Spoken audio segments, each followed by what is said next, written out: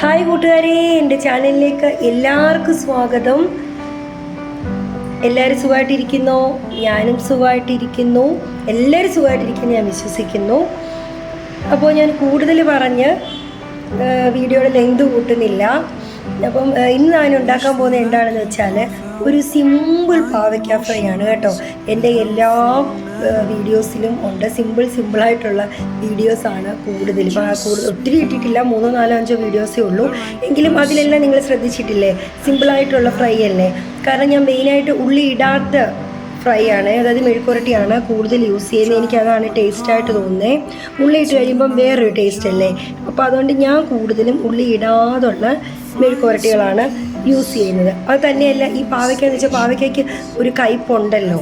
അപ്പോൾ ആ കയ്പ് കാരണം ഇങ്ങനെ നന്നായിട്ട് മുരിച്ചെടുക്കും. ആ മുരിച്ചെടുക്കുന്ന സമയത്ത് ഈ ഉള്ളിയൂറുണ്ടെങ്കിൽ രണ്ടിനും 2 വേവല്ലേ, അപ്പോൾ അതങ്ങ് ഫ്രൈ ചെയ്യുമ്പം ഒരു വല്ലാത്ത ടേസ്റ്റ് വരും. അതുകൊണ്ടാണ് ഞാൻ പിന്നെ ഉള്ളി ഇടാത്ത പാവയ്ക്കാൻ വേണ്ടിക്കോട്ടെ, നമ്മുടെ ഈ കൊണ്ടാട്ടം സ്റ്റൈല് അത് തന്നെയാണ് കേട്ടോ. ആ ഒരു ഇതാണ്. പിന്നെ തേങ്ങാക്കൊത്തൂർ ആഡ് ചെയ്യുന്നു, അത്രയൊക്കെ ഉള്ളൂ, വലിയ സംഭവമൊന്നും ഇല്ല. നിങ്ങൾക്കിത് കാണുമ്പോൾ മനസ്സിലാവും. അപ്പോൾ നോക്കിയാട്ടെ, ഞാനിവിടെ ഒരു 3 പാവയ്ക്കാണ് എടുത്തേക്കുന്നത്. കുറച്ച് തേങ്ങാക്കൊത്ത് കണ്ടോ, കുറച്ച് തേങ്ങാക്കൊത്ത് ചെറിയ പീസുകളാക്കി എടുത്തിട്ടുണ്ട്. പിന്നെ 2 പച്ചമുളക് എടുത്തിട്ടുള്ളൂ. കാരണം കൂടുതൽ എരി കുട്ടികൾക്ക് ഇഷ്ടമല്ല, അവർക്ക് ഈ ഫ്രൈ ഭയങ്കര ഇഷ്ടമാണ്. പാവയ്ക്ക അല്ലാതെ മെഴുക്കോട്ട് വെച്ചാൽ അവർ കൂട്ടില്ല, ഇങ്ങനെ വെച്ചാൽ അവർക്ക് ഭയങ്കര ഇഷ്ടമാണ്. അതുകൊണ്ട് ഞാൻ 2 പച്ചമുളക് എടുത്തിട്ടുള്ളൂ. പിന്നെ ഇതിന് മെയിനായിട്ട് ഞാൻ മഞ്ഞൾപ്പൊടി യൂസ് ചെയ്യുന്നില്ല കേട്ടോ. മഞ്ഞൾപ്പൊടി യൂസ് ചെയ്യുന്നില്ല, മുളക് പൊടി യൂസ് ചെയ്യുന്നില്ല, അങ്ങനെ പൊടികളൊന്നും യൂസ് ചെയ്യുന്നില്ല. ജസ്റ്റ് ഉപ്പ് മാത്രമേ ഞാൻ യൂസ് ചെയ്യുന്നുള്ളൂ. അപ്പോൾ നോക്കിയാട്ടെ ഞാൻ എങ്ങനെയാണ് ഇത് ഉണ്ടാക്കിയത് നമുക്ക് നോക്കാം കേട്ടോ. നോക്കിയേ, ആദ്യം ഞാൻ ഇത് ചെറിയ പീസുകളായിട്ട് കട്ട് ചെയ്ത് വെച്ചു. അതിനുശേഷം എന്താ, ചീനിച്ചട്ടിയിലോട്ട് ഒരു 3 സ്പൂൺ വെളിച്ചെണ്ണ അങ്ങോട്ട് ഒഴിച്ചു. അത് നന്നായിട്ട് ചൂടായതിന് ശേഷമാണ് ഞാൻ പാവയ്ക്ക ഇടുന്നത് കേട്ടോ.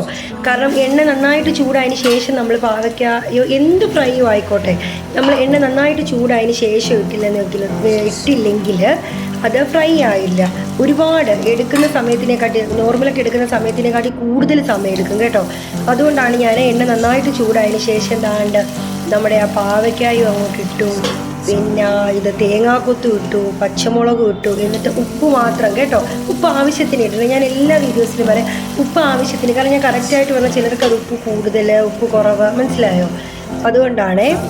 അപ്പോൾ നോക്കിയാട്ടെ, അത് വെച്ചിട്ട് നമ്മൾ അടച്ച് അങ്ങോട്ട് വെക്കുന്നു. ഒരു 10 മിനിറ്റോ 15 മിനിറ്റോ കഴിഞ്ഞിട്ട് നമ്മൾ ഒന്ന് ഇളക്കി നോക്കുമ്പോൾ ഇതാ ഇങ്ങനെ ഇരിക്കും നമ്മുടെ പാവയ്ക്ക മെഴുക്കുവരട്ടി. കണ്ടോ, ഇതാണ്. എങ്ങനെയുണ്ട് കൂട്ടുകാരെ, ഇഷ്ടപ്പെട്ടോ? വളരെ സിമ്പിളല്ലേ, വളരെ എളുപ്പം ഉണ്ടാക്കാൻ പറ്റും. എല്ലാവരും ഒന്ന് ട്രൈ ചെയ്ത് നോക്കണം കേട്ടോ. പാവയ്ക്ക് ഇഷ്ടമില്ലാത്ത എല്ലാവരും ഇതൊന്ന് ട്രൈ ചെയ്ത് നോക്കിയിട്ട് എൻ്റെ അടുത്ത് പറയുക കേട്ടോ. ഇഷ്ടപ്പെട്ടാൽ എൻ്റെ വീഡിയോയ്ക്ക് ഒരു ലൈക്ക് തരിക, എൻ്റെ ചാനലും കൂടി ഒന്ന് സബ്സ്ക്രൈബ് ചെയ്യുക കേട്ടോ. അപ്പോൾ എല്ലാവരും ഇത് ട്രൈ ചെയ്യണേ. ചോറിൻ്റെ കൂടെ നമുക്ക് മോരുകറി ഉണ്ടെങ്കിൽ ഇത് വളരെ ടേസ്റ്റാണ്. ചോറും മോരുകറിയും ഈ പാവയ്ക്ക മെഴുക്കുവരട്ടി. പിന്നെ കടുമാങ്ങാച്ചാറുണ്ടെങ്കിൽ അതിലും ടേസ്റ്റിയാണ് കേട്ടോ.